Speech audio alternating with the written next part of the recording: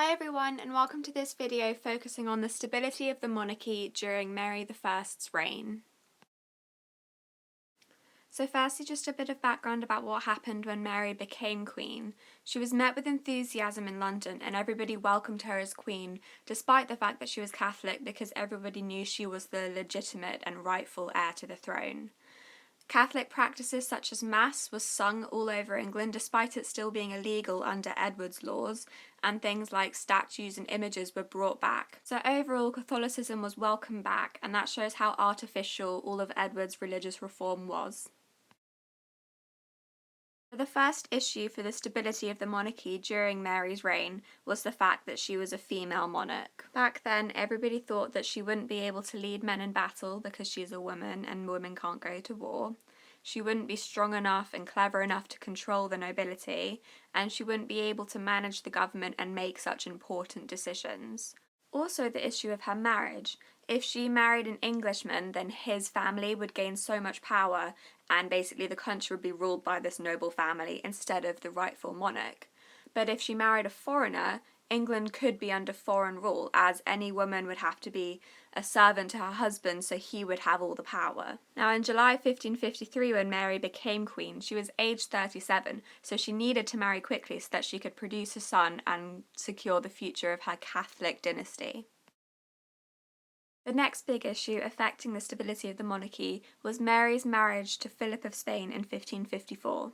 Philip of Spain was the son of Charles V, the Holy Roman Emperor, and this combined two of Mary's favourite things: Spain, as she was Catherine of Aragon's daughter, and Catholicism, as she was a very strong Catholic, so this meant that Philip was the perfect guy for her. However, the council wanted her to marry Edward Courtenay.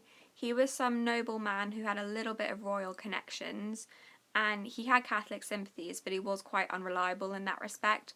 Like during Edward's reign, he was fine being a Protestant, but then as soon as Mary came back, he was fine being Catholic again. So he wasn't the strong Catholic person that Mary wanted for a husband. So despite everyone telling her not to, Mary went ahead and organised her marriage to Philip of Spain. She had a marriage treaty written up and passed by Parliament, and it was actually very favourable to England. The treaty stated that they would have peace with France and England would not get dragged into any of the Spanish wars. Philip wouldn't be able to change any laws in England, and he would accept the rightful heir after Mary, so he wouldn't try and take the throne. Also, Philip wasn't allowed to take any goods back to Spain, so he couldn't take valuable things and sell them off for money. Although this treaty was really good and it proved that Mary was more than capable of handling government things, ultimately the marriage was a failure. The marriage never produced an heir. Mary had quite a lot of problems with pregnancy, and I think she had quite a few hysterical pregnancies, so the big goal of the marriage to produce a Catholic heir failed.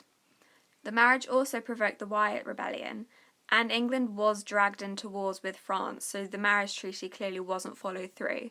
And in 1558, England lost Calais, which was a big loss and humiliation for England. So overall, I think the marriage to Philip of Spain did more harm than good. It didn't produce a Catholic heir, and all it did was upset the nobility and government in England. During Mary's reign, there was also a lot of factional fighting within the Council of Nobles. The council was pretty much divided into two sides.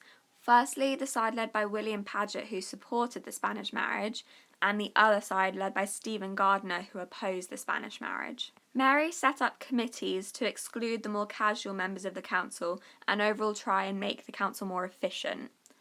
Gardiner died, and this meant that Paget dominated the council, and eventually it turned into a conciliar government, and that's when the government is led by the Council of Nobles.